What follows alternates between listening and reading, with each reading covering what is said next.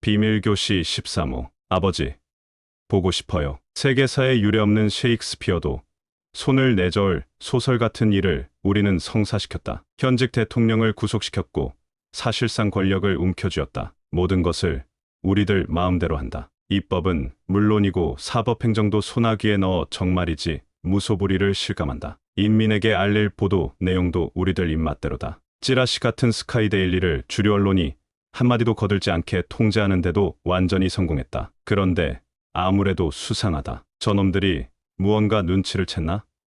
처음부터 다시 짚어볼 필요가 있다. 계엄한다는 것들이 그래 계엄의 ABC를 벗어나도 유분수지 새벽을 벗어나 휴일도 아닌 평일에 탱크는 고사하고 2시간 만에 고분고분 계엄을 해제한다.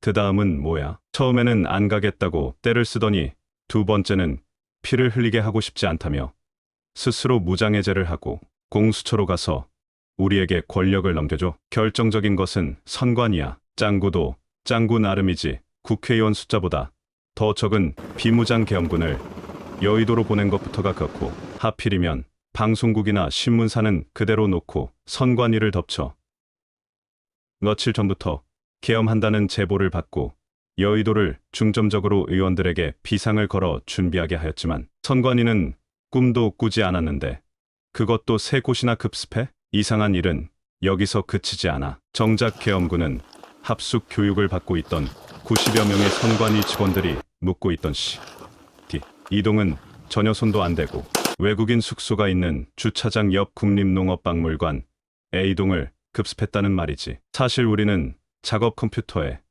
Follow the Party 당을 따르라는 표시를 남기며 문재인을 당선시켜준 중국의 요구를 거절할 수 없어 코로나가 한창이던 시절 선관위 명의로 된 바로 인근에 있는 농업진흥청 건물과 국립농업박물관 일대를 치외법권 지역이나 다름없는 선관위 자산으로 귀속시켜 중국 기술자들을 머물게 했다. 그들이 트럼프를 비롯한 중국의 비호적인 국가들의 후보를 선거에서 낙마시킨 것을 똑똑히 목도하고 난 후 우리는 100년의 장기 집권을 장담할 수 있었다. 그런 이유 우리는 당연히 그들이 시키는 대로 했다. 권력을 쥐어준다는 중국은 분명히 태산처럼 큰 나라이고 우리는 소국이라고 읊조릴 수밖에 없었고 경호원들이 베이징에서 두들겨 맞아도 입을 다물 수밖에 없었다. 젊은 싱하이밍은 고종을 뭉갠 청나라의 위안스키처럼 이재명까지 눈가를 내리깔고 쎄쎄를 하였지만 그것 또한 우리에겐 당연한 일로 결코 굴욕이 아니었다. 어라 하고 보니 이게 아니다.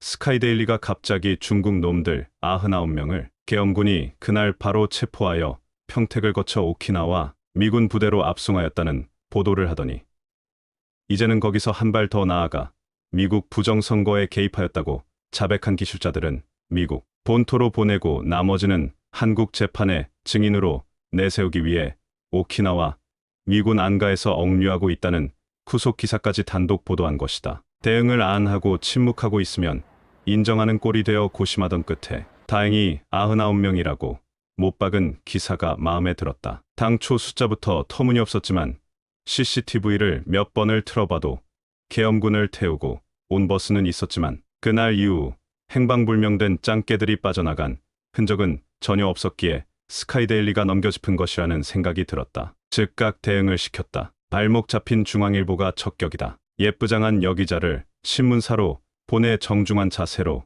그곳 취재기자를 만나보도록 했다. 역시나 저것들이 확실한 물증을 잡지는 못했다는 판단이 섰다. 주한미군과 주일미군의 공보관까지 인터뷰하여 그런 일이 없었다는 언급을 받아내 보도하게 하고 곧장 선관위로 하여금 허위 보도 혐의로 신문사를 고소하게 했다. CCTV에도 안 나타나는 99명이라는 숫자가 터무니없어 고소는 하게 하였지만 꺼림칙한 건 여전하다. 국립농업박물관 A동 외국인 숙소에 머물며 작업했던 중국 놈들은 도대체 어디로 사라진 걸까? 자기들이 알아서 튀었다면 천만다행이지만 입에 자물쇠를 채운 것처럼 꼼짝하지 않는 중국 정부의 태도도 미심쩍기는 마찬가지다. 뭐야?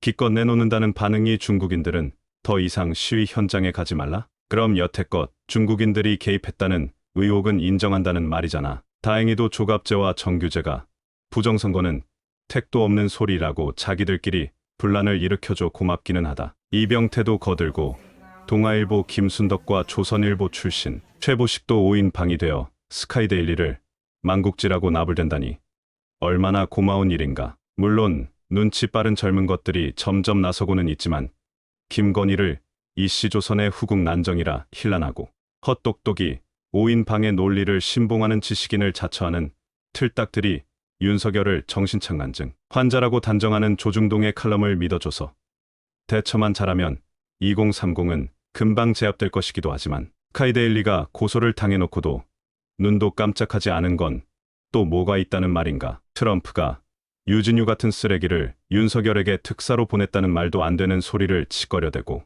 펜타곤의 DIA와 공조한다는 첩보영화 같은 호구적 기사와 미군들도 부인하는 느닷없는 오키나와행을 단독인매 보도하는 저것들의 배짱은 어디서 유래한 거며 숨기고 있는 비장의 무기가 과연 있기는 한 걸까. 사실 어디론가 사라진 부정선거에 관련된 중국 기술자들의 행방은 우리도 무척 궁금하다. 결국 모든 비상사태에 완벽히 대처하기 위해 우리야말로 비장의 무기를 꺼내야 할 급박한 느낌이 든다. 832명의 아이들이다. 아버지, 보고 싶어요.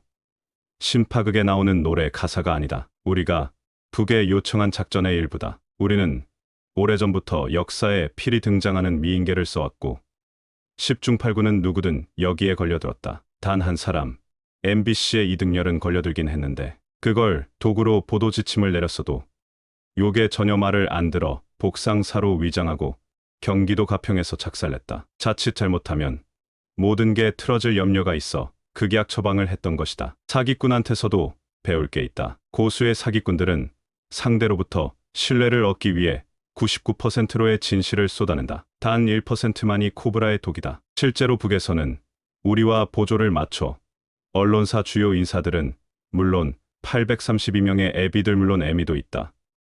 에게 여러 가지로 진심을 다해서 극진히 대접했고 배란기에 이른 꽃다운 아이들이 침실에서도 정성을 다하게 했다. 단 1%.